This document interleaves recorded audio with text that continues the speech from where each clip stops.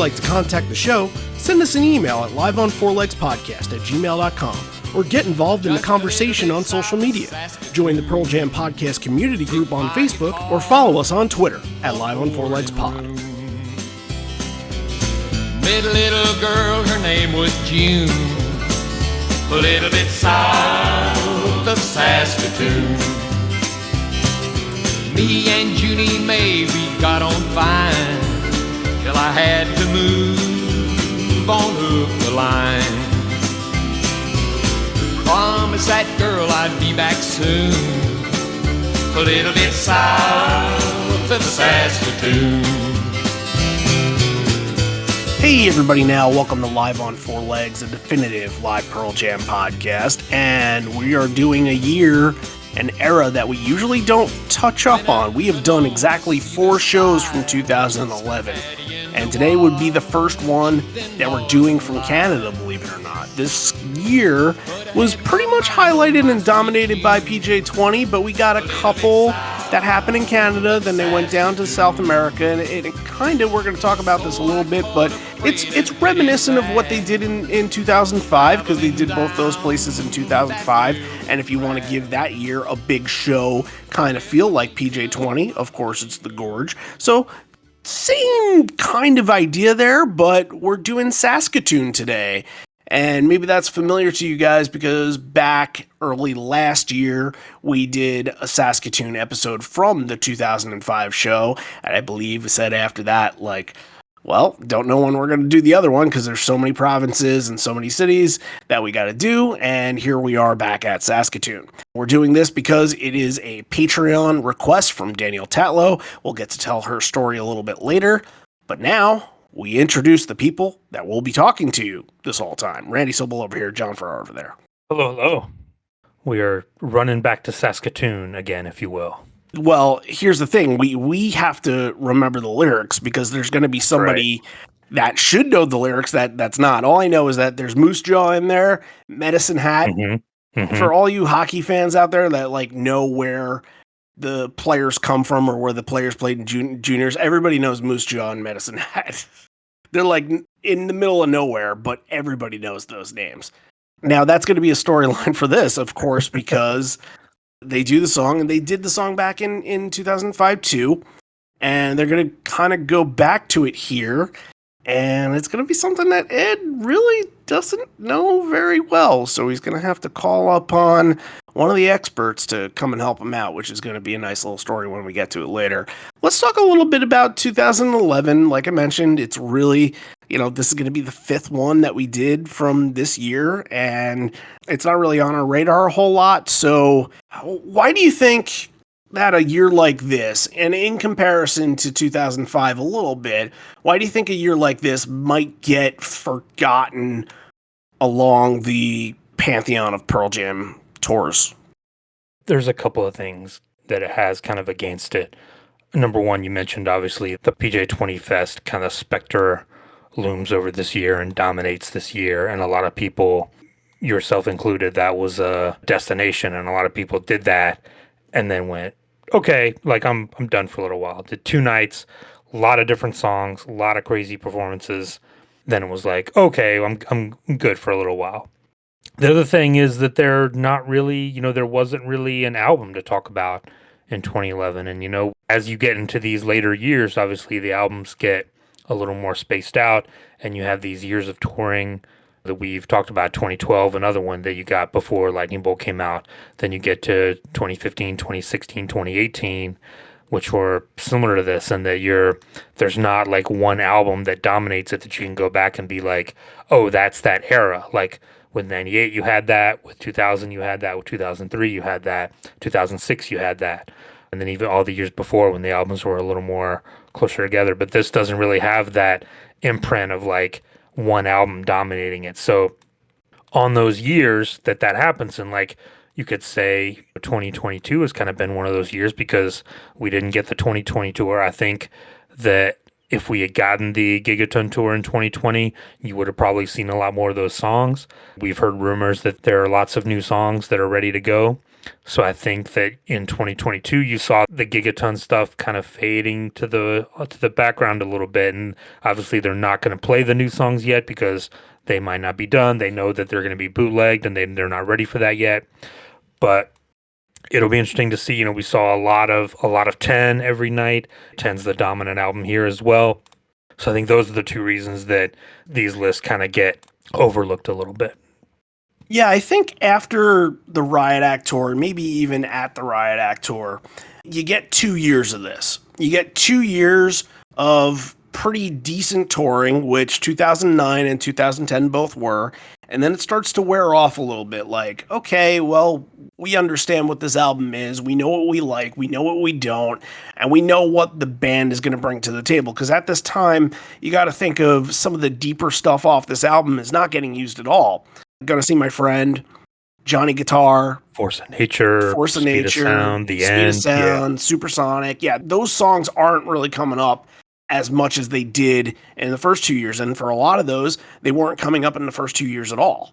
So now we're in a position where they're kind of looking at this. They're saying, all right, well, Fixer got some, Unthought Known, Just Breathe. Those get a good reaction from the crowd. We're just going to stick with these every single night.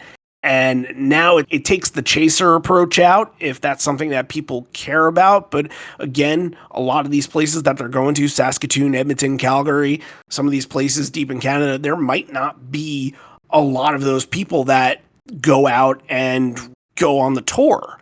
Maybe somebody, and I know our guest Danielle is going to mention in her story that she was at the Edmonton show after this because she loved the show so much that she had to go there. But I would think that most people in Canada, this is kind of like if you're close by to this, if you're not close by, if you're like 8 hours away and you just want to get to one show, this is where you're kind of splurging on it.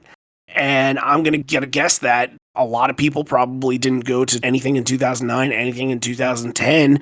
So this might be it for them. And I guess the band is thinking like, look, we're going to bring back some of these nice little songs like In My Tree and God's Dice and stuff like this that we really don't bring out too much. And then they need to taste a Backspacer. We're still digging it a little bit, so that's what they kind of come out with. It makes sense for this, and it makes sense for when they went down to South America too. But I think in the outlook of what the Backspacer era was from 2009 until 2012, this is kind of the over the hump kind of thing where you've had the prime territory for the record. You had the time where everybody was chasing songs, everybody was digging, and everything felt fresh. And now I think it's the opposite where it's kind of like, okay, we can go from this. Let's see what's next. And they did this a lot on this tour. Like I mentioned, the God's Dice and the In My Trees and dissident kind of songs that don't really get brought up a lot. But that's kind of what this was. And I hate to call it like Diet 2005, but it's less shows. I think there was only 10 Canadian shows. There was less fanfare over it. I feel like 2005 was a pretty big deal at that time and pretty big deal for South America too, being the first time they ever went down there. And yeah, PJ20 dominated the conversation. So yeah, this kind of stuff gets left off and out of conversation. And while there are some little gems that are thrown in here on that 10 show run, compared to what they did in 2010, compared to what they would do in 2013, it does fall behind the pack a little bit. But like they didn't do a lot in 2012. They only did a few shows here and there. So this is kind of the winding down of that Backspacer era. They're getting ready to kind of go back and hunker down and work on a new record. So I wonder how much they had from Lightning Bolt done at this point. Yeah, I don't think that's something we really know. Probably some of it. We know Pendulum was done for Backspacer and didn't use, so there was probably some in the works. But yeah, I think it's just they kind of know like, okay, this is like the last of the cycle, so let's just break it all out and go for it, and then we'll regroup for a year or so before we come back. So our opinions really don't matter. like 95% of the time here. I know we make it seem like they matter, but the ones that matter are the people that submit their stories, that donate to our Patreon, and that's why we love doing these episodes. We love doing their requests, and it's something that, for all the Horizon and Gigaleg patrons that are out there, I reach out to everybody. I'm like, let's get your request in. We want to do it. We want to see what your story is. And this one's from Danielle Tatlow, and she's been a friend. She's been a patron for a while now, and she also helped out a lot during the tours. She was watching and paying attention to Facebook, checking out the algorithm on Facebook and Instagram, trying to find live feeds for us. She came in clutch a lot, so I want to thank her for that. That was awesome. And she's up there. She's up there in Saskatchewan, so it'll be interesting to kind of see that perspective. I don't think we get a lot of that, so let's read her story off. First off, thank you so much for taking my request for Saskatoon 2011. This was my second Pearl Jam show, with 2005 in Saskatoon being the first. Saskatchewan is a province in the middle of Canada, population 1.1 million. The majority of residents live in the bottom half of the province, which is all flatland prairie. The northern half of Saskatchewan is forest and lakes. I live on the border of the two, in a community of 350 people. Wow.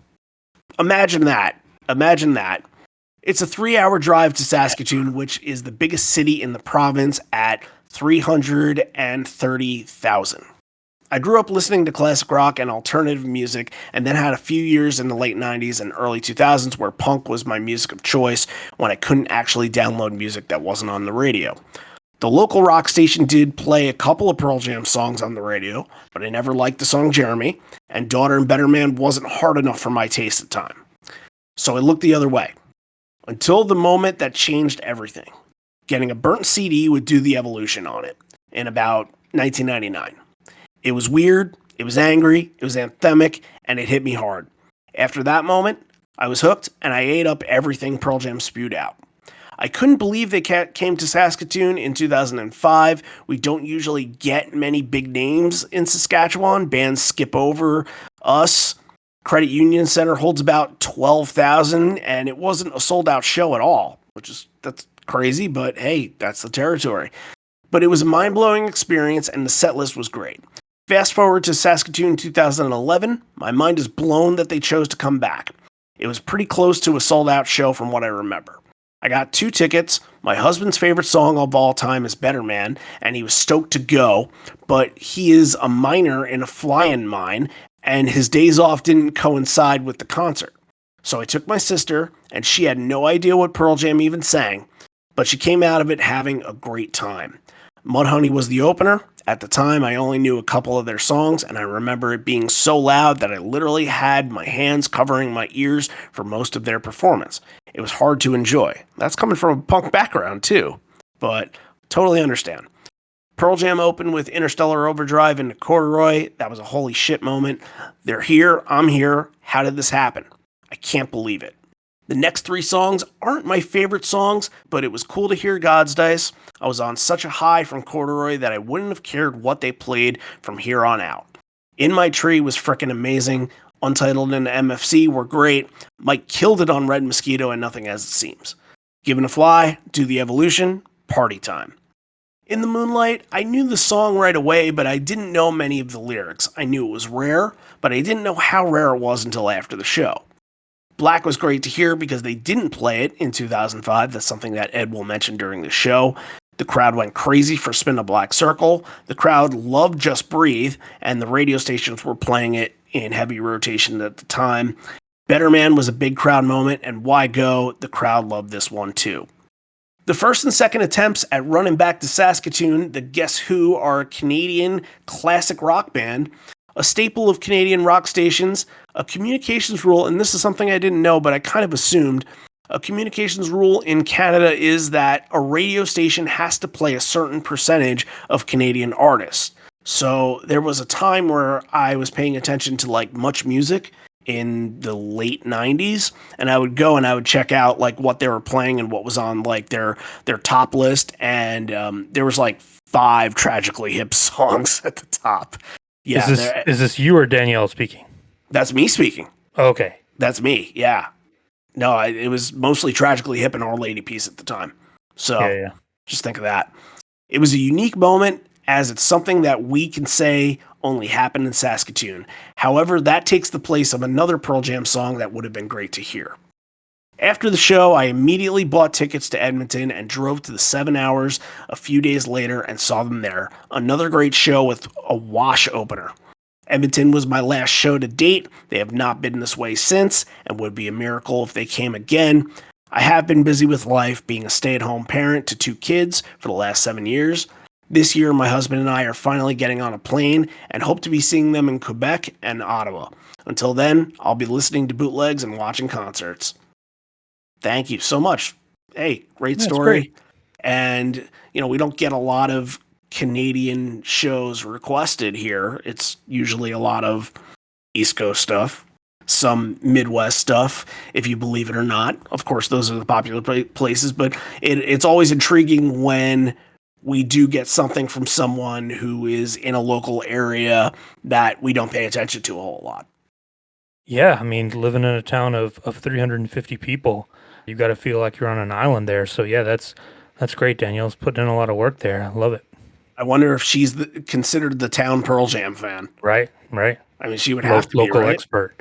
Yeah. All right. She mentioned the show is going to start with a little Interstellar Overdrive intro and go into Corduroy.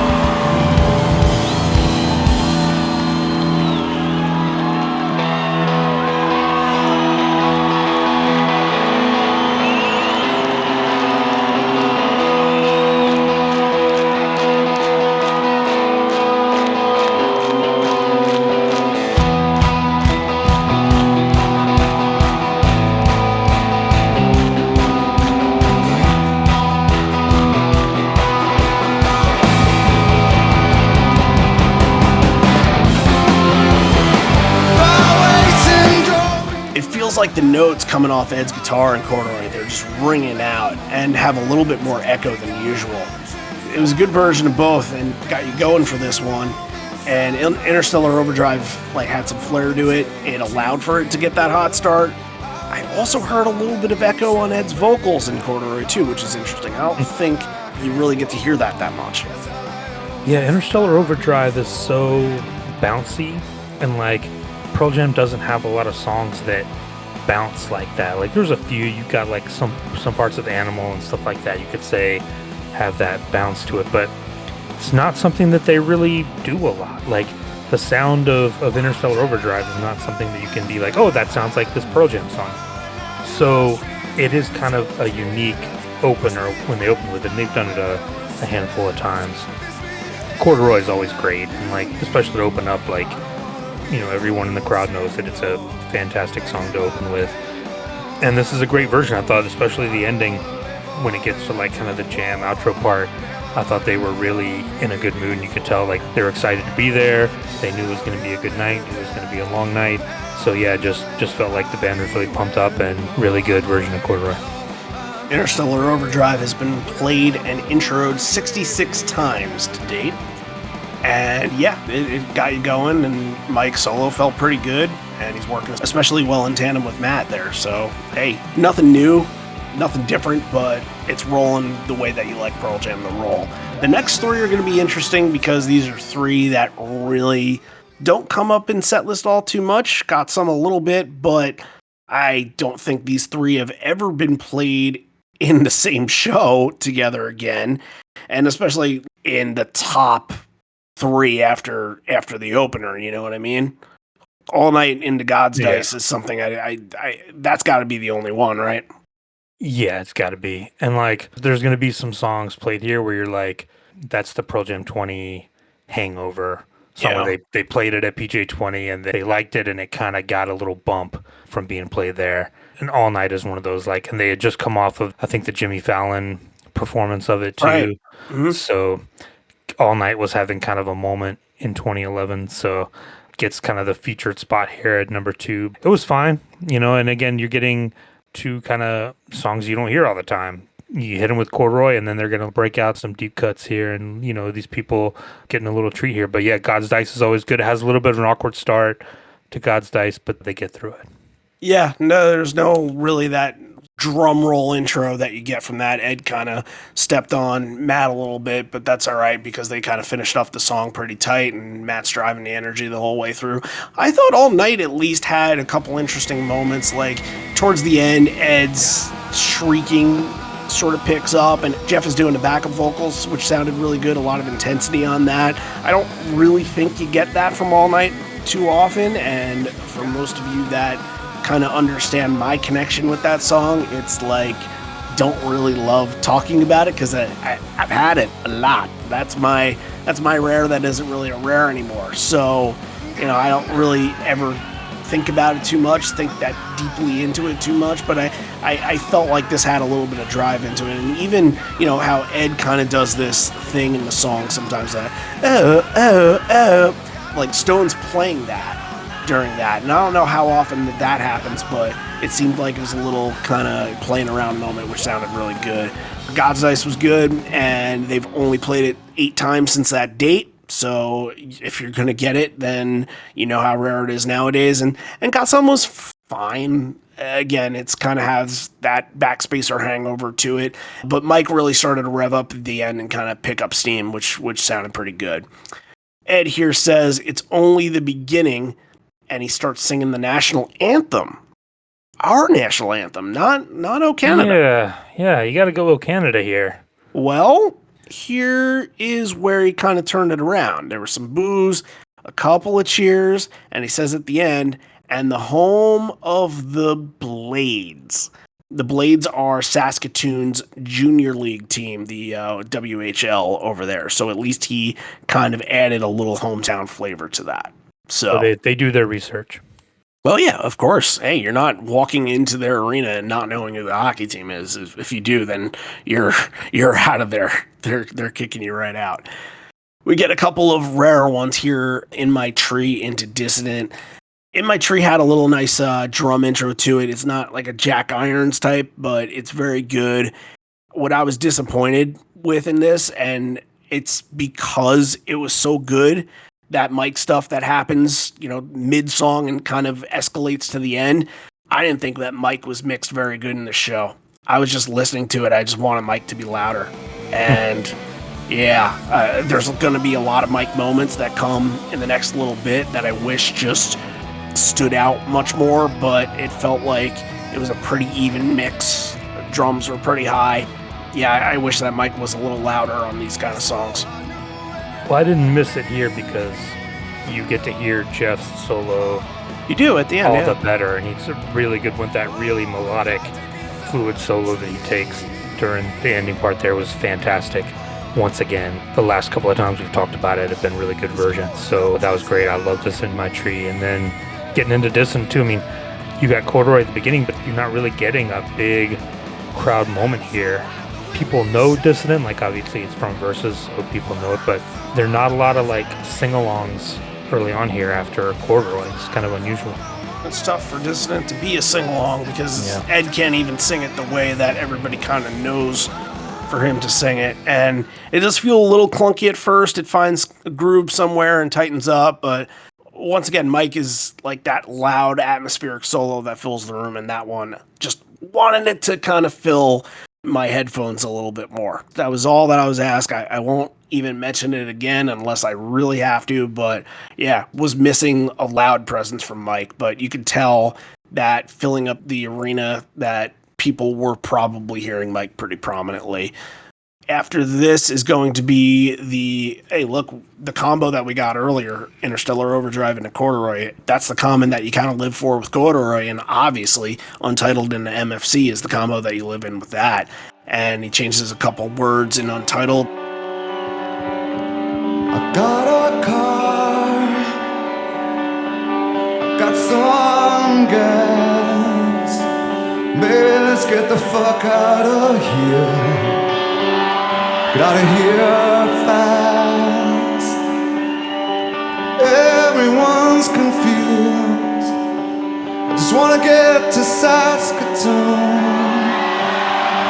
I wanna go, but I don't want to go alone.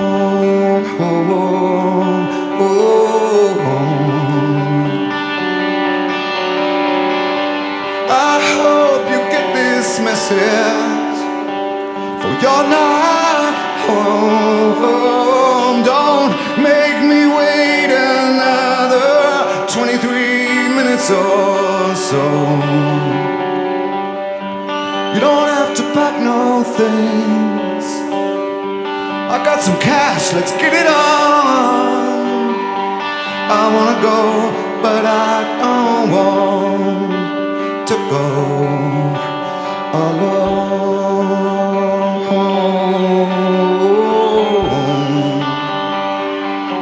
MFC had a little bit of a resurgence this year. I think they played it 3 times in 2022, and it's nice to kind of see it back.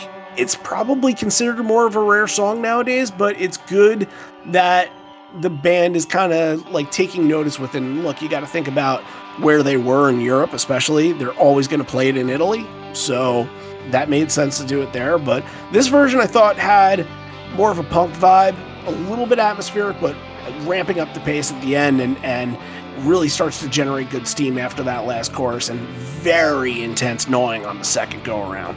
Really like that. That's what you get. But you're going to mention Stone's solo. I know you are. Always very good. Always very good one on the Yield songs. Untitled is like low-key one of my White Whale songs that I would love to hear someday. I'm glad they're bringing it back on this current tour. I hope I get to see it, because like when I saw them in 98, they weren't doing Untitled yet. Did you ever see at that show? Yes, they did. I believe so. I haven't gotten Untitled yet, so that's one thing I'm definitely looking forward to. That I'll be super stoked if they play it. But yeah, Untitled's always good. Always love hearing it in the set. And yeah, MFC's great, but again, we still haven't got to that sing-along yet. It's coming, and we're going to get to them, but we're not there yet. Nope, we're going to pause and do another no code followed by another binaural. You got to think of that at this point. They hadn't played a 10 song yet. They had played 2 no code, 1 verses, 1 Vitalogy, 2 binaural, 1 from the new record, 1 Yield, and Lost Dog.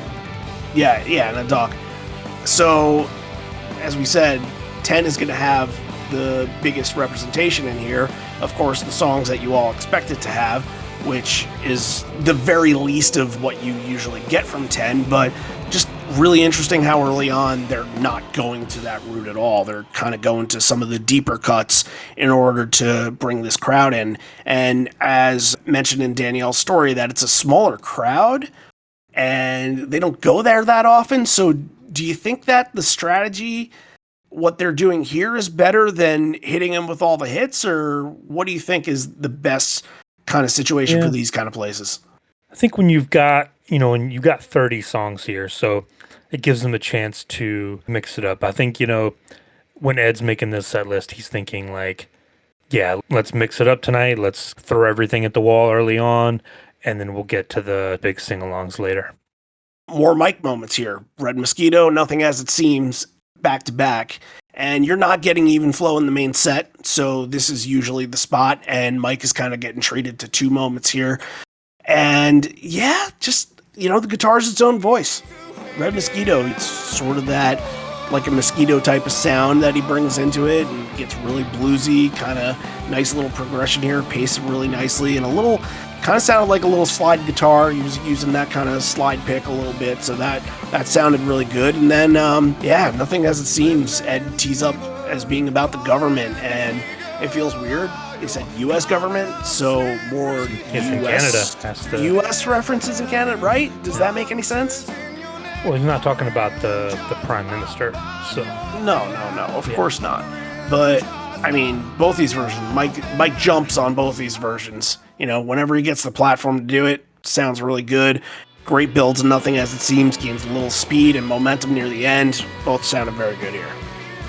Yes, and I really liked Red Mosquito. I think there's, like you mentioned, this set was crying out for a big McCready moment, and there's even a moment during the solo when Cameron, he does like a little roll that he doesn't normally do, like he threw in a little something extra on Red Mosquito, and that kind of made me go like, oh, cool, like they're feeling it tonight because they're throwing these little flourishes and these extra little touches, and it's a really good Cameron performance on Red Mosquito as well.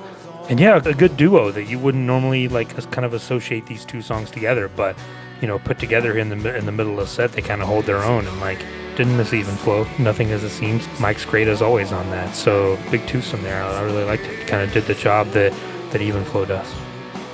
And we're going to get a yield twosome here, and it's kind of going to take you back to, okay, these are the more recognizable songs. This is where everybody in that crowd, all 12,000 of them, or how many there were in that crowd that night, they're going to know Given to Fly, they're going to know Do the Evolution, so it brings back that energy, so to speak. And Given to Fly, great momentum, builds, very well done, and I really think that the highlight, and maybe the highlight of the first half of the main set, or even the middle, is Do the Evolution.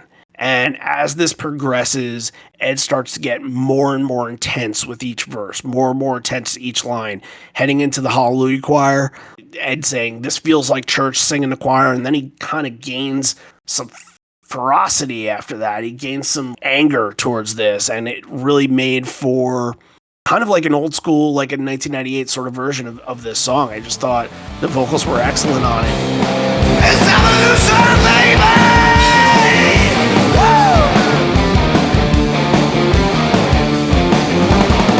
I'm a thief and I'm high. This feels like church. We sing in the choir. We say.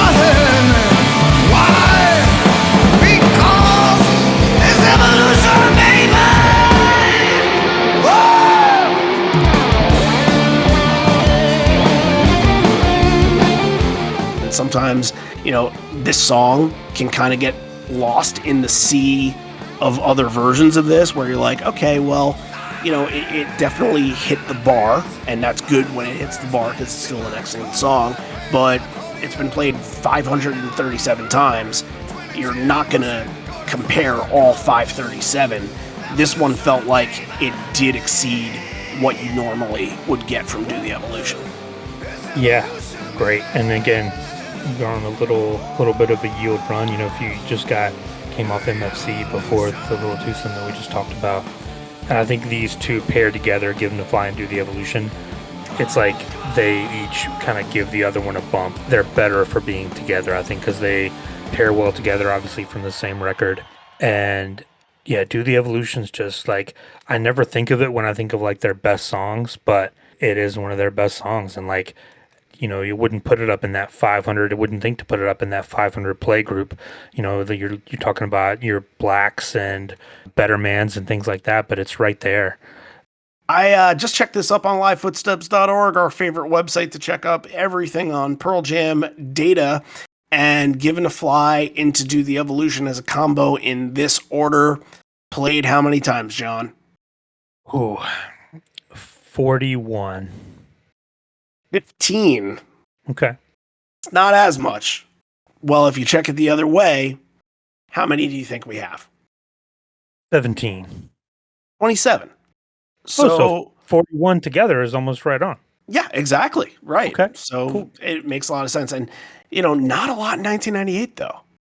kind of Yeah. spreading out the Yeah. 2 hits of the record. And we have gotten it back to back in 3 of the shows that have been played this year, believe it or not. Yep. So always a good twosome to have, always a good duo. And here, you're packaging them together for a reason. So great. Okay, Ed prefaces this next one. We don't play it very often, and it's going to be a song that we don't talk about very often. It's only been played 4 times. This is the 3rd time we're covering it. So the days of talking about In the Moonlight on this podcast are dwindling.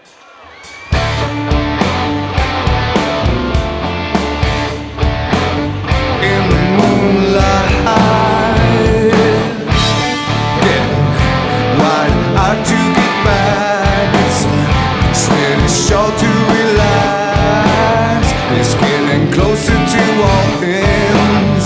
In the moonlight, it's a love drawn nearer. Stop on your seat. Your senses of feeling in the moonlight. It's a love drawn nearer. Darkened days are spent in. I always feel like we talk about the same sort of things within the Moonlight whenever it comes up. Like it being, of course, a pretty rare song, but not the rare song that everyone's like, whoa, they did this. Like it's here in the middle of the set. It kind of gets lost a little bit in between Do the Evolution and Black. You know what I mean? Like those are the big crowd moments. And if it was another big lost dog, like, an Alone or, Sad or something else from that record that like just really kind of gets you juiced, then I think it kind of builds off momentum. But it's a weird song to place in a set because you're really not sure what to do with it because the crowd really doesn't know how to react to it. They don't know it as well. It's another one it's one of those kind of moody binaural era songs. So it needs to be around those moodier songs, and Black is a good one to pair it with. It's coming up next. But this is definitely like another PJ20 hangover where they had, Josh Homme come out and play it and they liked it. A couple of weeks later here, you're like, oh, we practiced it. We know we can run through it. Like, yeah, why not? I'm actually not surprised, but I wouldn't be surprised to see it pop up later this year at one of the shows because it doesn't feel like it's very taxing on his voice. It's kind of in that kind of moodier binaural register that he can pull off a little bit. It's not a screamer. We saw that on this tour where they were picking one rare one per night, one super rare one to pull out. Yeah, I don't think we've seen the last of In the Moonlight. Now, I always kind of pair In the Moonlight and Education together because they were played at that PJ20 show. Sure. And Education would be cool to bring back. I don't think they played that since like maybe the 2016 tour. But In the Moonlight 2 times in 2011 and 2 times in 2016. So whenever they do play it, it's kind of like, okay, let's get what we can get out of this now that we're kind of familiar with it. Then those lightning bolt years in 2013, 2014, they say they got too much else that they want to cover. They're bringing back all these other rarities. And then in 2016, where it's kind of like that year becomes the end all the rest sort of rare songs, and they bring it back. It feels like it kind of comes in these little bunches. And maybe, I won't say that it's not going to show up in 2022. They have 12 chances to kind of bring it up. But yeah, it's not a bad song at all. I like the song, and I wish that there was sort of a moment for it, that the crowd can kind of attach itself to and sing along with. And it just really doesn't have that. Yeah, that's true. Yeah. And this one, as rare as it is, maybe doesn't hit the fans quite as hard. It's kind of hard when you're showcasing all these songs in the Lost Dog era. There's how many, like at least 10 to 12 that really didn't make the public eye at all. So you kind of have to intake all of these extra binaural tracks at once. And yeah, it might have just kind of fell to that little bottom slot. Not because it's a bad song, but because there was other stuff that really was able to perk people's ears. And in between songs says it's hard to believe that it's been 6 years and almost 12 days ago. I think the first show was, and I remember this date very, very well because it was September 7th that they played this show. The next day happens to be my birthday, which in 2005, it was the Winnipeg show. We got to do that at some point. We got to do a birthday show. I believe we're doing a birthday show for you this year. It wasn't on your birthday, but it's still your birthday present, so to speak. But 6 years and 12 days, it's kind of funny that both of them, and it's so weird to make that comparison between the two tour years too, because they happen at the same exact time, you know? Yep. I was looking at the list and we didn't play this one last time, so we made sure that we played it tonight. And that is going to be Black. And that's going to be followed by Spin the Black Circle. So it's a Black duo here. Ed's voice is really good in Black. You know, and I think in the way that sometimes in versions of songs, Ed is pretty much on the level of what you know he can do, and maybe he's not pushing it. You know, sometimes it can happen in some popular songs, sometimes it can happen in the deeper stuff, but this is a good example of when you can actually hear Ed dig for it. Maybe his voice isn't strong per se, but you can feel that he's digging deep inside to gain that momentum and that power, especially when he gets to the ending part. I know someday you'll have a beautiful life. I hope you'll be a star in somebody else's sky.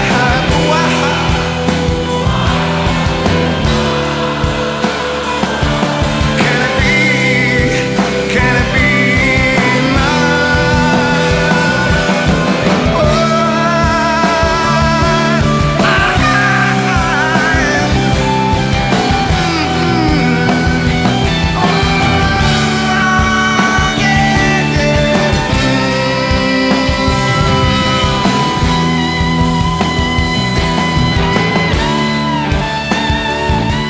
I think Black is one that he definitely wants to dig a little harder at because it does have that emotion, it does have that emphasis on it, and you know what Mike is going to do right after that, recognizing that big moment that Ed just put together and complimenting it.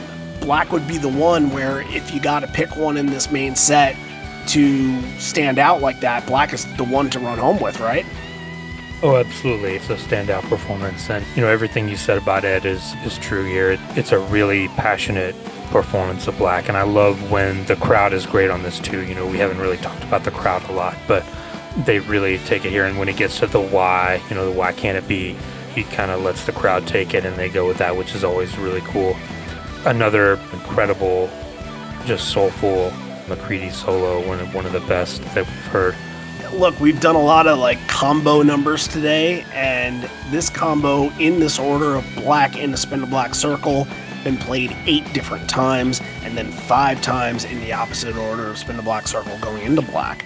You and I have both seen... When was the first time that they did it? Because I feel like that's a more recent trend. The first time that they did it? Yeah. 95.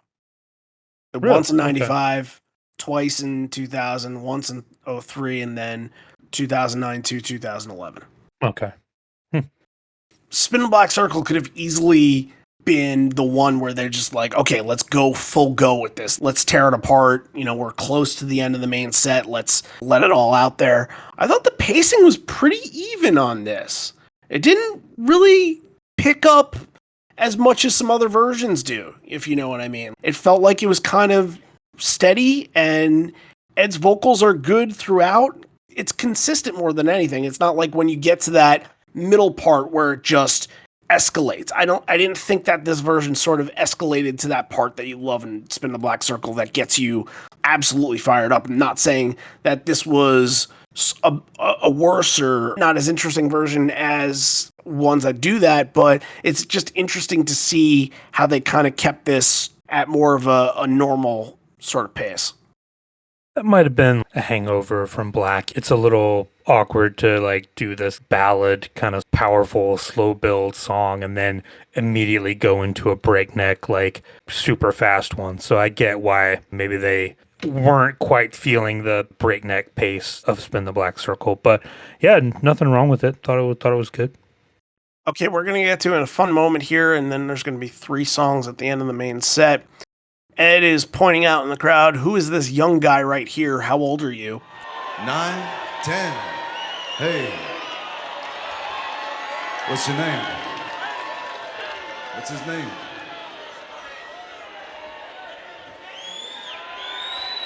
This is for Dave, that's 10.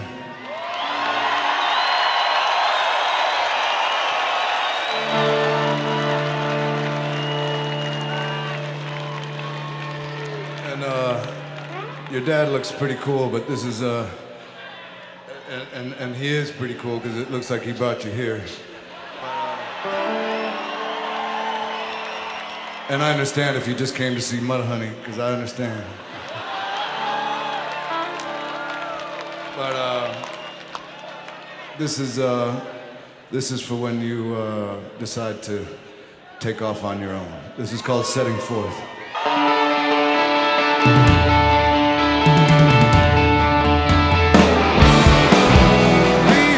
Picture being 10 years old and like that you're getting called out on stage at the show. That's super cool. And then, you know, he gets a little shout out during Not For You as well.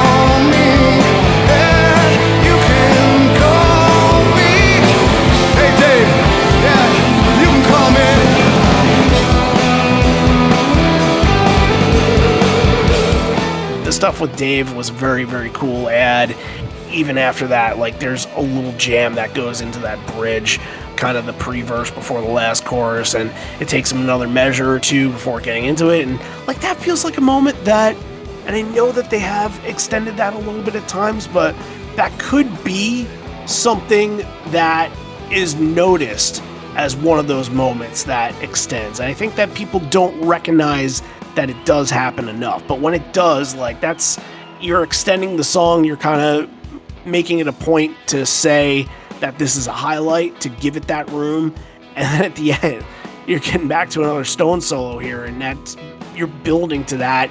And I feel like with the jam, everything that they're doing going up to that solo is continuing to build to that big ending and having that big moment at the end. Everything works really well.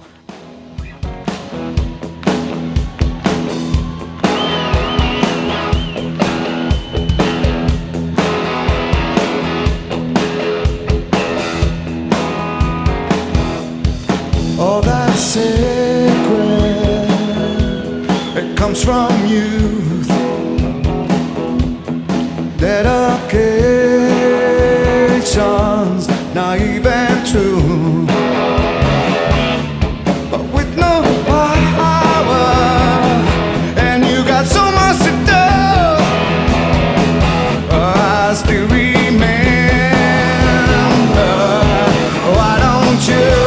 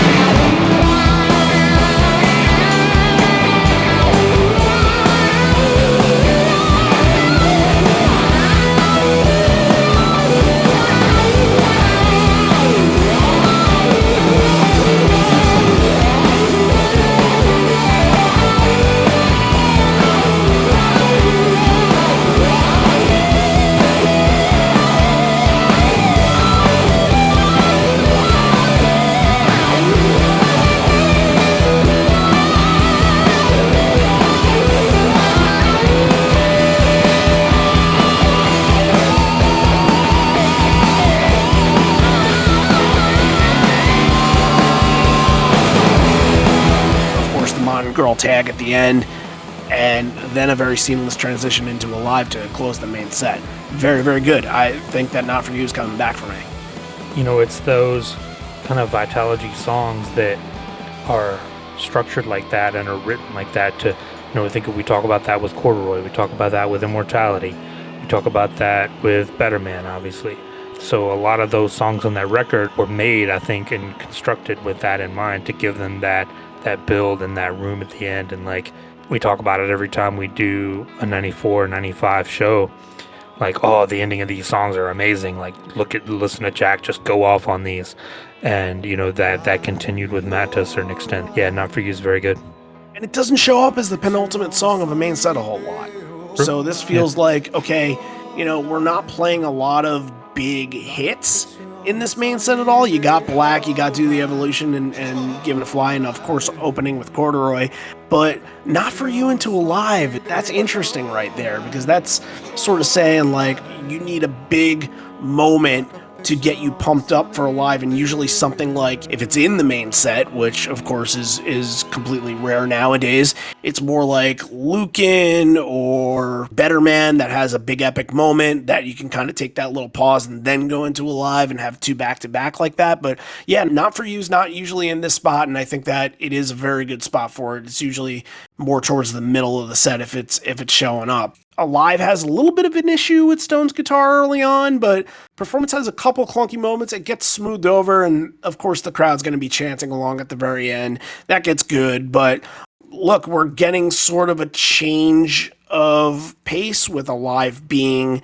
at the end of the main set, and then a song that you expect to be at the end of the main set is going to be part of your bread and butter in the set. So that's an interesting way and a different way to do it. Yeah, it's kind of weird, you know, to get Alive this early, and especially when a long set like this, like we talked about, where you're used to it getting that featured spot near the end. But yeah, mix it up. This kind of begins the run of the big crowd hit songs that we hadn't really gotten up to this point. So but buckle in, because here we go. Yep. Okay, that leads us into the encore break. We're going to pause for station identification and talk about a couple things that we are promoting here. We're going to start off with the Patreon, because the Patreon is usually the first thing that we get to talking about. Let's talk about the new patrons. We have 5 of them to thank this week. First one that we're going to thank is Diane Taylor, joining the bonus leg. Thank you, Diane. Also into the bonus leg is Scott Vassilotti. Thank you very much, Scott. Paula Costello. Thank you, Paula. Joining as a new Horizon Leg patron is Patrick Wetzels. And I got to talk to Patrick a little bit through Twitter. So he was really excited because he was like, how do I get to be on the podcast? And I said, well, look, it's through Patreon, and that's sort of the way we do things. And he was like, yep, I'll do it. I fully didn't expect him to donate to the Horizon Leg tier, but here we are. He'll get an episode at some point in the future too.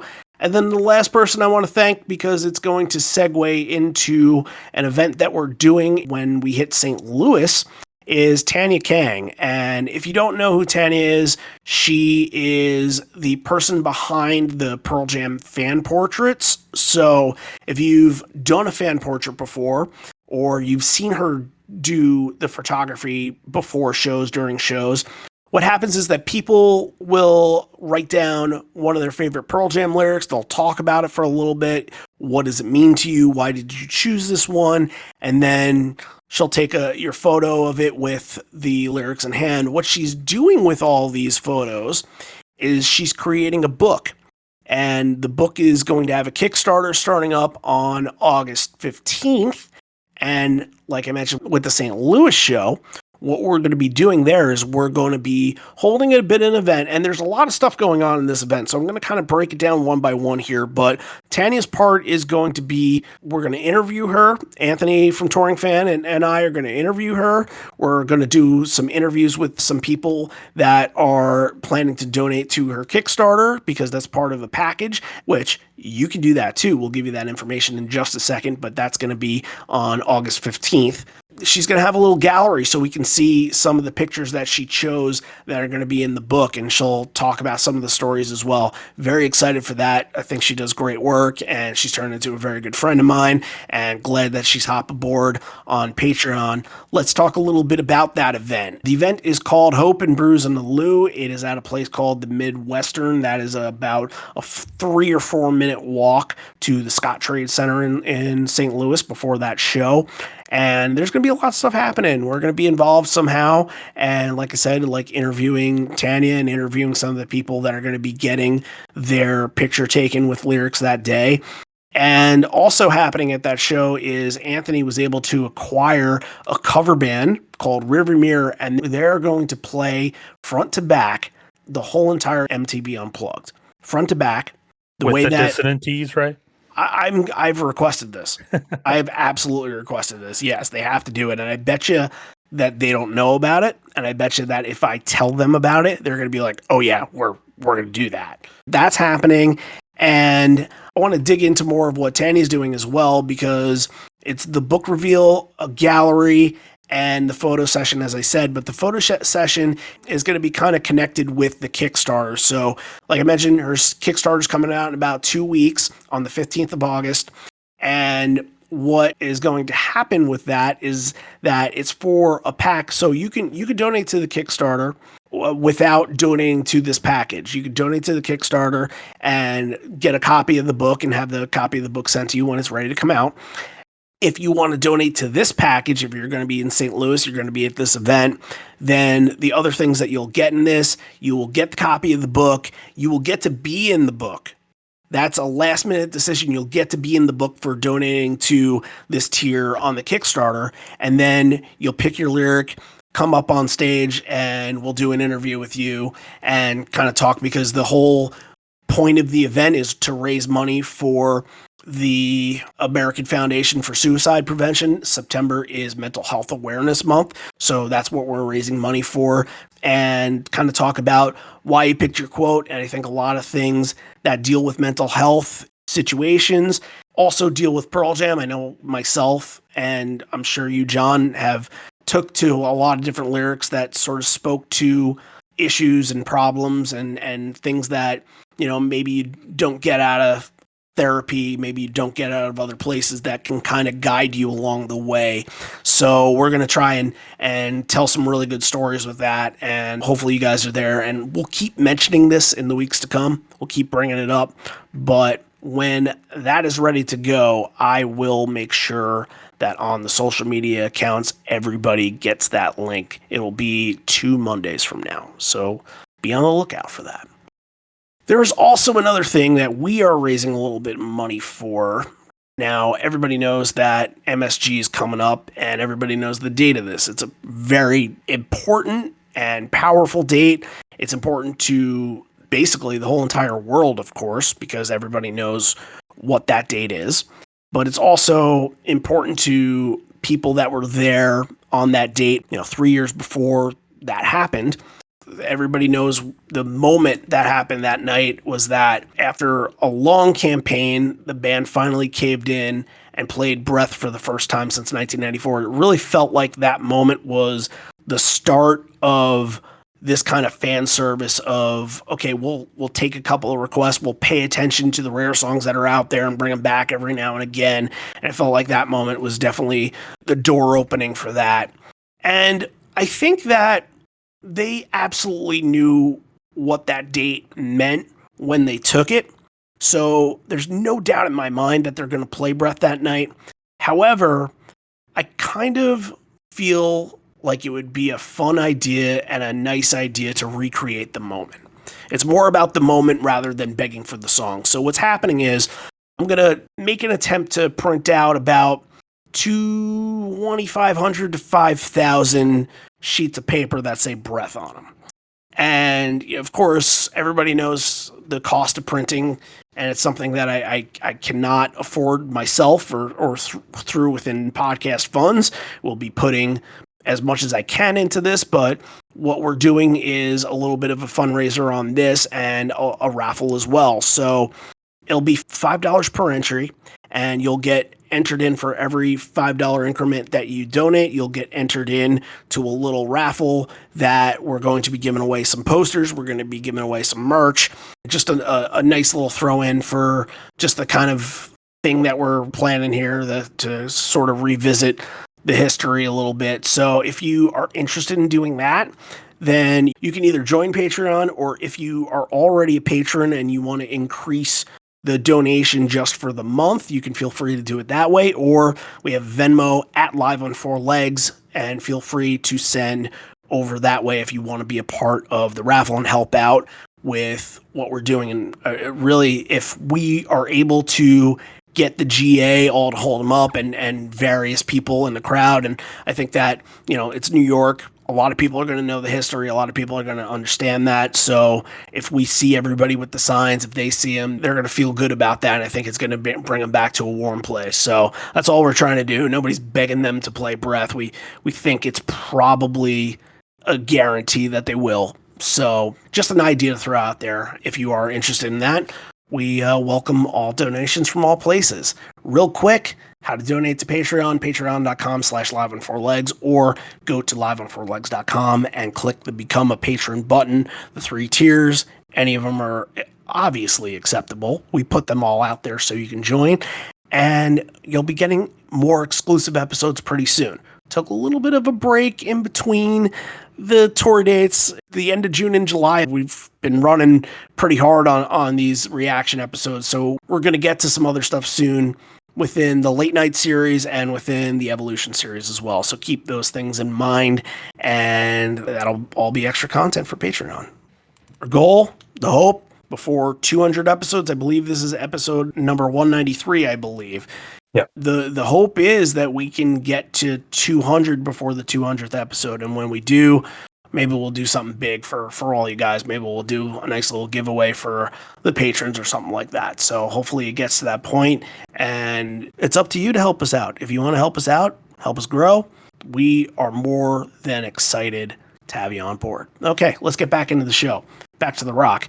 Ed comes out for the encore and says, I see people from Brazil, lots of different flags out here. That's interesting. All different people, especially Brazil, going down. And maybe it wasn't somebody actually traveling from Brazil, but they played Rio and they played a couple places, I think Sao Paulo in 2011. So it's interesting that if somebody was really traveling from down there, that they travel.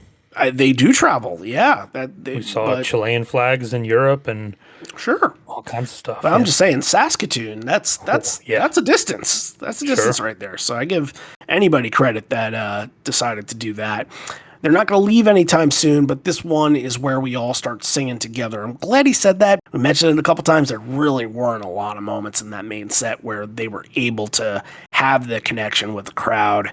And right off the bat, I think Small Town is a perfect one to bring that up and do that, even though Ed starts with, I swear I recognize your breath, and then immediately says, you guys are singing much better than me.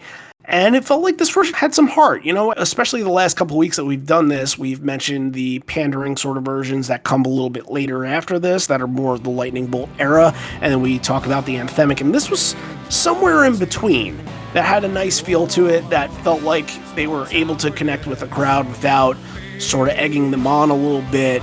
And the crowd was on top of it before Ed even asked them to get on top of it. They did the hello, they did the hearts and thoughts at the end. This was a good moment between Ed and the crowd that finally felt like they were able to get connected for the first time, maybe a couple other times this night, but at least being able to go back and forth like this, definitely the first time. Yeah, almost more than any show I can remember us ever doing. There's definitely like a part 1 and a part 2 to this show. Like everything up until Alive was one show. Everything Alive and after is going to be a different show. And they definitely came out for this encore being very crowd friendly, and you're going to get a lot of sing-alongs like I mentioned. It's like a tale of two shows, so everything up until this point was like, you're getting your deep cuts, your no code and binaural songs, but from here on in, it's hits. And so we're going to be very crowd friendly from here out. Yeah, for sure. And after Small Town, Ed's going to say hello to two people in the audience. There's a lot of special people here. Not only are we fortunate to have this job for 20 years and fortunate to know members of Mudhoney for 23 years, not just fortunate to have each other as friends, but each of us has a beautiful, tough as nails woman behind us. Stone's girlfriend, wife, I'm not sure if they were married at the time, but she was there that night. Mike's wife was there that night as well, and it was her birthday that night. So this one, Just Breathe, being dedicated to all the good couples, that's going to be tagged on with Unthought Known. So a little bit of Backspacer, only one Backspacer song in the main set, and now we got two back-to-back that are in Encore 1. Guess what Just Breathe has, John? Yeah, a little bit of bass there. A little bit of bass there, yeah. You know, this actually had me scared for a second. I didn't think it was coming. It felt a little bit lighter. It felt like it was just kind of going to be Ed and Boom and a little bit of, Mike on that smaller guitar thing that he was doing for a while. But when Jeff came through, I'm like, okay. Yeah, it's a nice surprise. They're on point. Sometimes when you hear Boom's part on this, you kind of can think that if you essentially are not thinking about Boom, you're kind of thinking, this sounds like it could be some kind of string orchestra behind him. And he does a really good job of bringing that sound to the song. And I don't think that gets brought up enough. It's definitely the more keyboard side of what he does, rather than the kind of piano aspect of it that he sometimes will bring to certain songs. And yeah, like it adds definitely an extra layer of like texture on the song. It gives it a little bit more like emotional weight and that kind of heft that it adds to the song. So that's the reason you put strings in, right? To give it that emotional, give it some weight and, give people a chance to like let it have the swell and make it the big moment. So yeah, give some credit to Boom there. That's cool. Absolutely. Unthought Known, we've been running on this for a couple weeks in a row now, having done for all that time doing nothing but 2003 and earlier versions of shows, and now we got three a little bit later versions that we've done in a row here, and Unthought Known has been in all three of them. And this is really the peak of Unthought Known, where this was becoming Backspacer song and turning into a Pearl Jam classic to be played in the next couple of years, almost every other night, if not every. And, I think that Canada might have taken this one away and said, this is a side of Pearl Jam that they hadn't seen before. Look, again, Saskatoon, not a lot of Canadian dates happened in 2009, 2010, if any in 2010 at all. So, this is the only time that this city or town is going to get the Backspacer song feel, and it felt like they wanted to give them the best from this record, and Unthought Known was going to be something they knew they were going to keep around. Has great builds to it. The big beginning had a nice little sort of surge, and it's always great to have. Yeah, it's great, and like it is the most played song off of Backspacer at this point. It's one of only two that got played on this current tour, so yeah, they're definitely still feeling it. And it's like you said, it's been played, you're almost right on. It's been played at a little over 50% of shows since Backspacer came out. So yeah, pretty much every other night. We talked about heavy hitters, we talked about hits, and we also kind of mentioned in the main set that they were sort of making up for Even Flow not being there. Even Flow's here now. This version sounded a little bit more on the distorted side, more so than usual. Stone's progression of the rhythm during the solo stands out in this. Just one of those dirty, dirty riffs. I didn't think there was anything overly earth-shattering from what Mike was doing. He chose the blues route on this, and we do get a nice little solo from that in this as well. Yep. And then Ed at the end giving it to the crowd. So yeah, that's your kind of Even Flow here. A little bit quicker than usual versions. Yeah, I mean, and again, the show was screaming for these big moments, and here they come, back to back to back to back. Can't say much more than that, and you're not going to the bathroom during the encore at all, so staying in and enjoying it, especially if you're in Saskatoon. They're not coming back here, if at all, for a while. So yeah, you want Even Flow, and then you want Better Man to follow that up. And it's, again, including the crowd more, and I think that's a great sign. And you said the Tale of Two Shows, it's absolutely that. We've seen in almost all of these that they've played in this encore that they're trying to get the crowd invested, they're trying to get them involved. let's get to the tag territory, right? Like, we don't Sure. usually talk about the Ramones tag. I Want to Yep. Be Your Boyfriend happening here? Great. Hey, little girl, I wanna be your boyfriend. Hey, little girl, I wanna be your boyfriend. We could do so many things. We could travel so far. We could do so many things. We could travel to the stars. Yeah.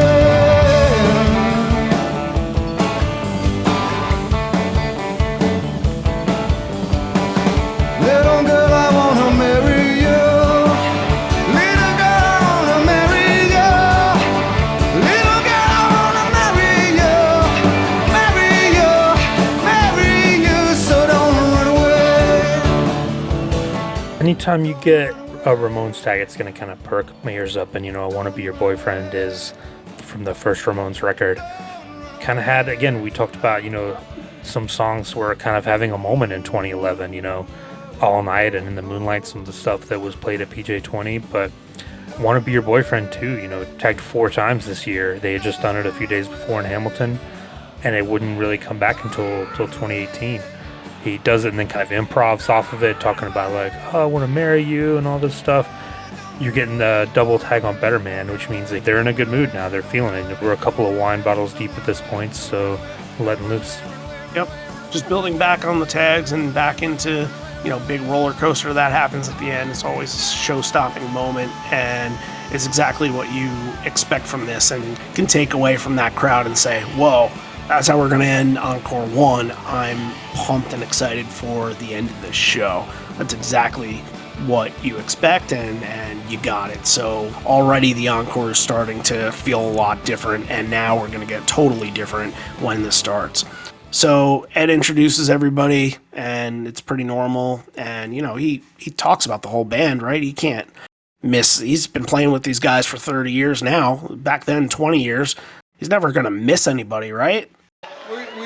It took a second. We tried to figure this out.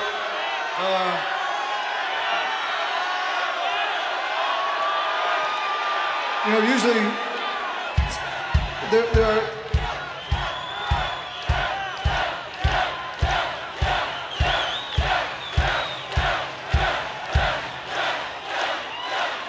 Oh, you mean Jeff Heyman, of course. Yeah, poor Jeff. I think a lot of people might go back to the Baltimore show with Jeff.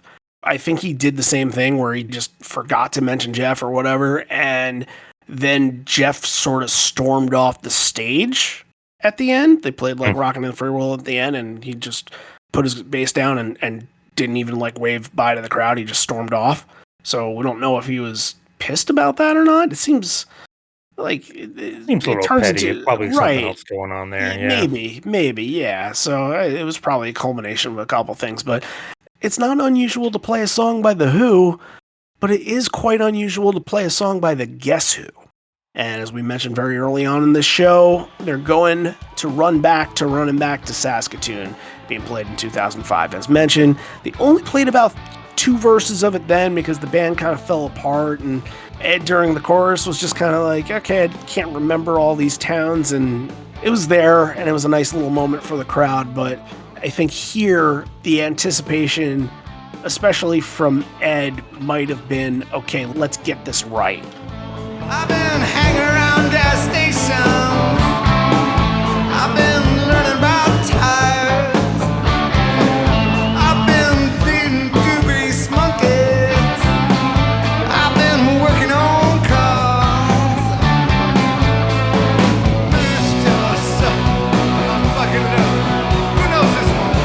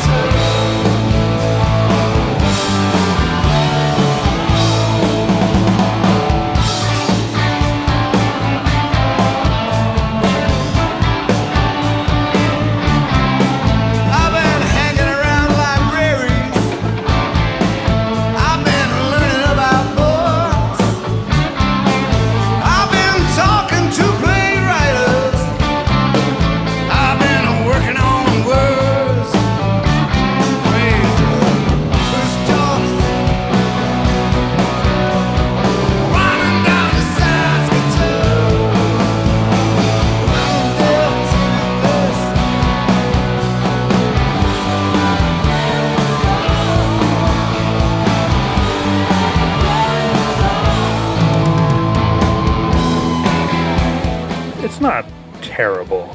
Well, he gets the verses down. He has the verses down well. Gets through most of it, but he's had 6 years to practice. You would think he would have come back with a stronger performance, but it's wordy. I'm sure they had just worked on it that day, so I give him a break on this. It's not awful. So where does it fall on the Satan's Bed State College level? Well, better than that.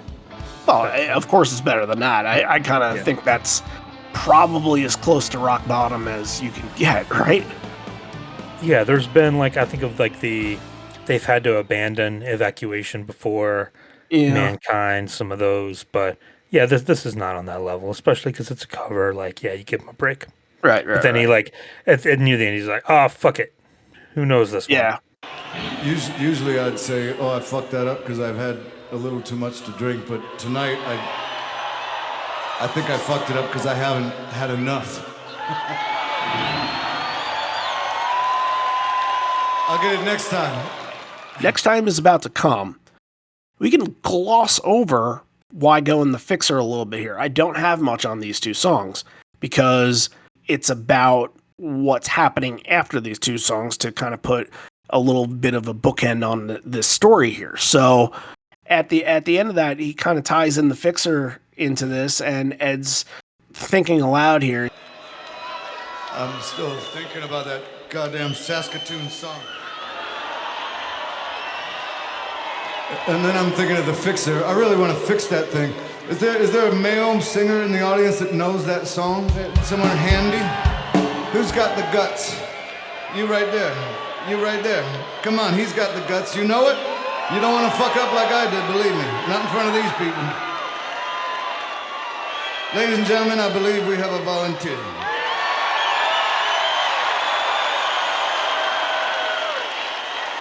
All right, ladies and gentlemen, this is Brian. I'll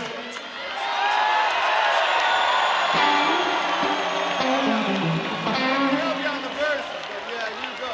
Okay. So now, when you're the singer, then you turn back and you say, "All right, Matt, we're ready. All right, you just." We're good. Here we go. Take two.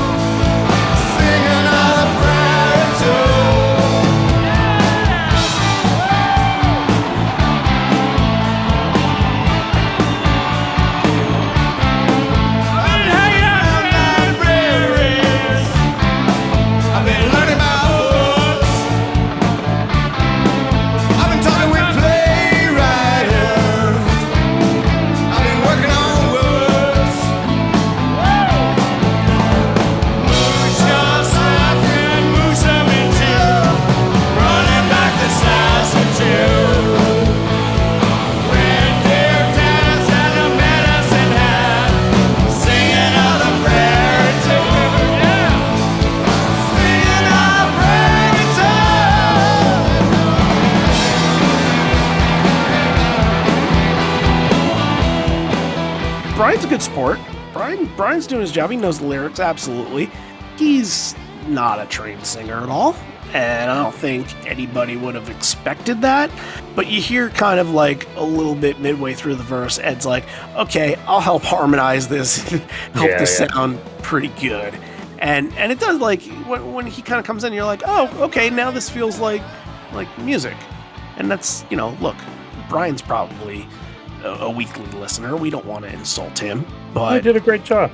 Yeah, look, it takes, like Ed said, it takes guts to go up there with one of the most important bands of the last 30 years. So good for him. And to even get that opportunity is once in a lifetime. Like, how many fans have actually gotten the chance to go out on stage? Oh, Like, just a handful.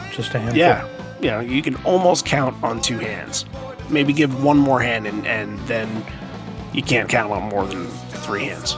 Yeah. But I don't know if you caught this. This had me cracking up when Ed starts coming in for the chorus, and he's singing, and he's like, "Oh, sorry, Ed." Moosejaw so good, Moosamin too. Running back to Saskatoon.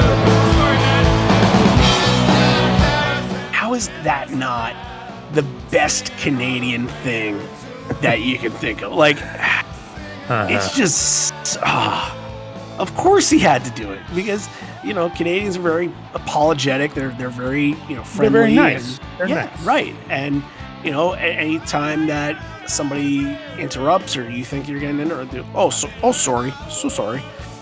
And that happens here. It just had me cracking up, because it's just, that is Canada in a nutshell. I give Brian a lot of credit, because he stepped up, he knew the words, he didn't blank in front of this crowd, in front of the microphone with Pearl Jam on stage and blank on the lyrics. He got through it, he knew the words, and I think he was helping Ed out. It's easier to sing along with someone who knows the words than it is to sing it by yourself, so Ed can kind of piggyback off what he's doing and be like, okay, yeah, I got that word, so I know that part, so I can sing this. And then, give Brian credit, because he gets the wine bottle, he takes a couple of swigs, holds it up, then checks out. Checks the stage right, he's out. So he did what he was supposed to do. He didn't linger, he didn't ruin the moment, he didn't try to make it about him. He did what he was supposed to do, and then he got the fuck out. So great job, Brian. You got to take a swig of wine, too. Yeah, I believe it's there somewhere. Yeah.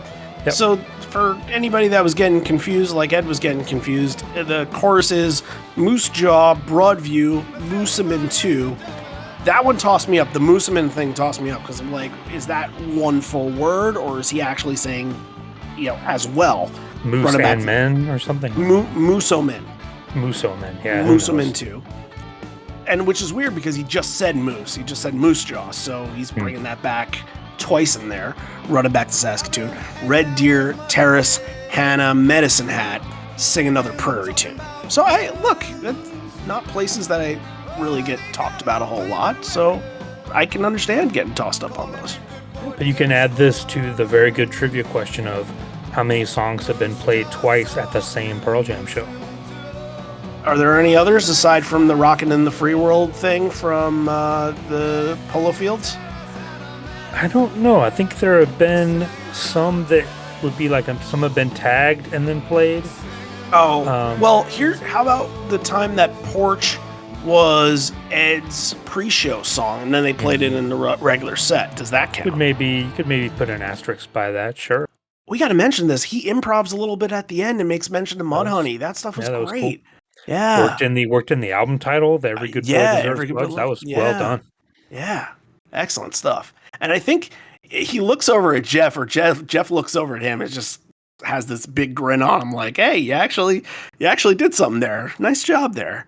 It's just fun performance. It's just fun and something for the crowd to take home, and a way to connect them at. Again, we mentioned this is all just crowd participation kind of stuff in these two encores here. Porch, Baba O'Reilly, Yellow Ledbetter, that is going to consist of what would be bread and butter, a little bit of margarine or whatever. It's a little different, but Saskatoon is going to be immediately transitioned into Porch, which I thought sounded great, because you don't think that that's going to happen. You think that maybe they get a second and sort of laugh it off and then go into the song, but no, they make a nice little moment out of that. So as for the version goes, I think you got a little Stone solo alert. Let's bring out the siren for that.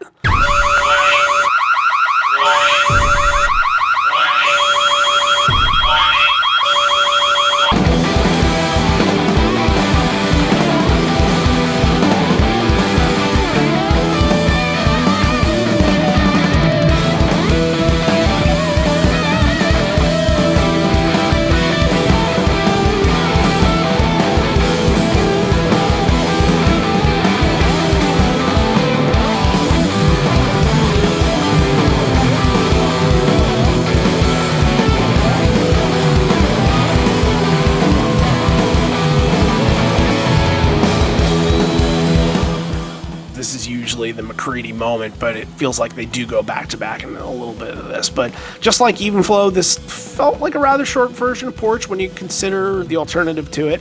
And it's almost sounded at the end, I know you're not a Zeppelin fan, but it kind of sounded like Stone was going to lead into Nobody's Fault But Mine, but didn't. It kind of had that vibe to it. And I know that they've done it at a show or two before, but not really much more than just doing that little riff. And it might have been Mike, not even Stone, but this version was Stone.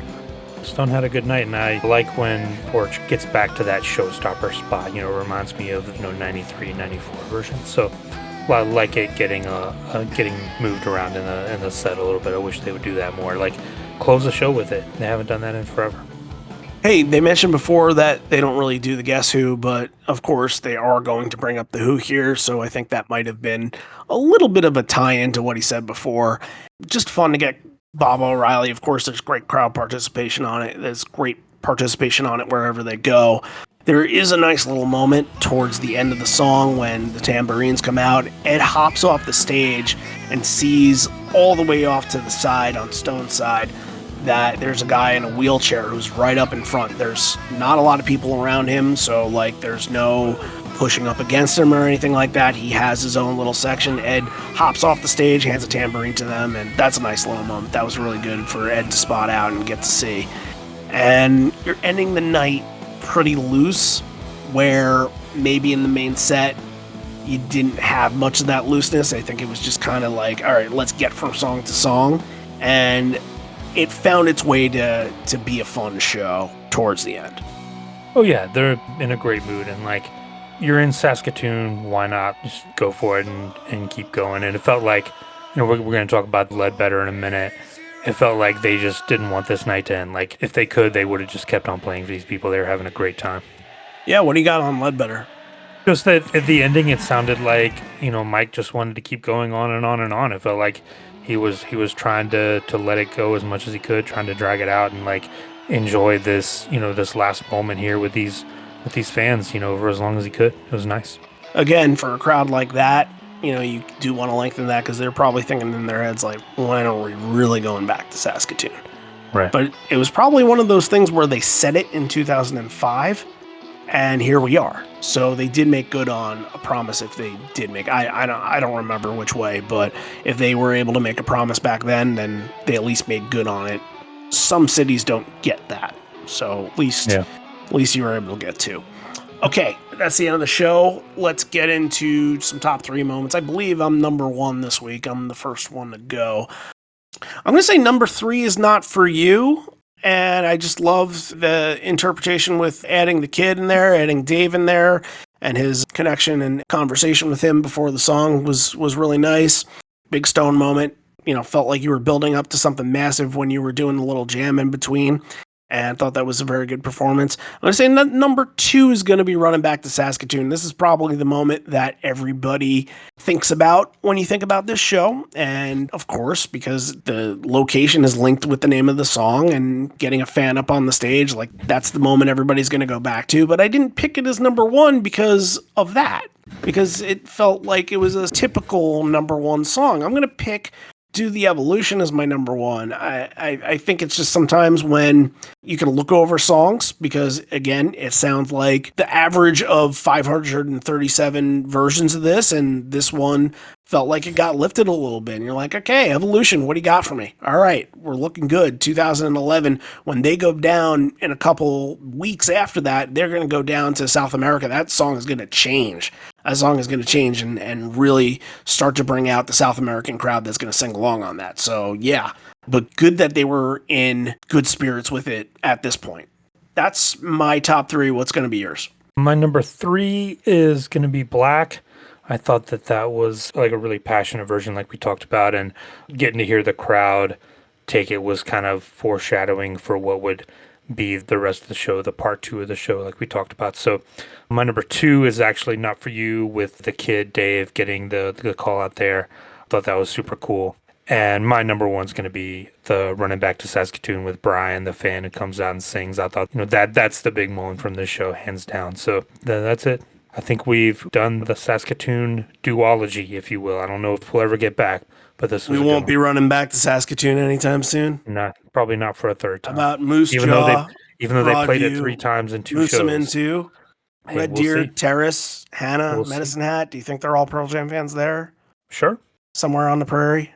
I'm sure Danielle knows some people. Well, one of those towns you got to think that they're another of 350. There's got to Yep. be the Danielle version of the Pearl Jam fanatic in one of those, right? Yeah, we'll have to check some local papers and see if anyone's been written up for their Pearl Jam fandom. Come on, Medicine Hat. We know you're there. All right. We get to rate this show now. And this is weird to rate. I don't know what to think of this in an overall sense. I thought that the main set, and I didn't really want to bring it up, but it just lacks story. It was just a bunch of songs that were kind of put together, and that's sort of, when you're watching the show there, and especially in Saskatoon, it doesn't matter because it's holy shit, they came back. But when you're listening to it over bootleg, it's a little bit of a different viewpoint, and it's just you want there to be connections, you want there to be reactions and things like that, and that you want there to be fan moments, and it was not there for a lot of the main set for sure. But look, no performance was bad at all. All the performances were fine. It just didn't really find the Pearl Jam show groove until a little bit later. And I don't know if that soured me on it, but it kind of felt like at the end you're like, all right, yep, this does feel normal. However, if it felt like that throughout the whole entire set, I think it would get a higher rating than I'm going to give it. I think it's a 7.5. And, it has the big moment. It does have the big moment that, if you're thinking about what are your top 3 moments that you can remember from 2011, Running Back to Saskatoon's probably on it if you're not counting PJ20 stuff, which you would get probably about 20 to 30 moments that you can mention from both those shows. But yeah, Saskatoon is one of the ones that they're going to remember, but it just needed to be complete. And I didn't see a complete show out of this. So that's where I am with the 7.5. I'm right there with you, 7.5. I mean, the Saskatoon is the big moment, but it just didn't have enough in the main set. I thought, like you said, it was a little disjointed. It didn't have really a narrative to go through, and very, very crowd friendly at the end. And again, 7.5, a very good rating. Not bad at all. This is a fun show to listen to. There's not a full YouTube clip of it, but the Saskatoon stuff is on there, so you can go check that out and have a good time. It'll only take a few minutes to watch. Yeah, it was a great show to listen to. 7.5. Yeah, like you said, 7.5s are not bad shows at all. I think that 8s and 8.5, you're just really impressed and weren't expecting it. You know what I mean? The ranking scale is just hard, guys. Not a lot of people get honest about that, and thankfully you don't, because I don't think it's that important. But Entertainment purposes only. Exactly. Yeah, we've had a couple people in the past, in the way past, that were just I don't get that you did that for this show and then you like the other. I'm just what's the point, man? Just listen and enjoy what we talked about instead of putting the superficial stamp on it. It just doesn't matter. What we did was we talked about a Pearl Jam show that was pretty good for about an hour and a half. So take that into the equation and enjoy that. Next week's hour and a half that we're going to be doing is going to kick off the preparation into the 2022 dates that are going to be held in September and some of the locations there. We're not going to do every single location, but we're going to do some for some places that we haven't talked about in a long time or we haven't talked about at all. So the first one up, we're going to do Camden. We're not doing them in any specific order here, but Camden's going to be first, especially because the year that we chose from Camden is a year that we really never get to talk about at all, and it's 2006. They did 2 back-to-back that year, and we're going to be doing the second night of that. A lot to talk about there. So that'll be next week, and thanks everybody for listening. If you want to help out the show, then make sure you're subscribed on Apple, Spotify, or wherever you get your podcasts on those platforms. And if you're on Apple Podcasts, just leave us a 5-star rating and then leave us a comment as well. We just want everybody to be able to see that and know what they can expect going into the show. And for all the people that have done that, thank you so much. It has been a major, major help. So that's all we got for this one. This may be the end. We're here, but not for much longer. And although we may be parting ways, I miss you already, and I miss you always. John, do you want me to help you with the lyrics on this? Sing Moosejaw, Broadview. Sing another prairie tune.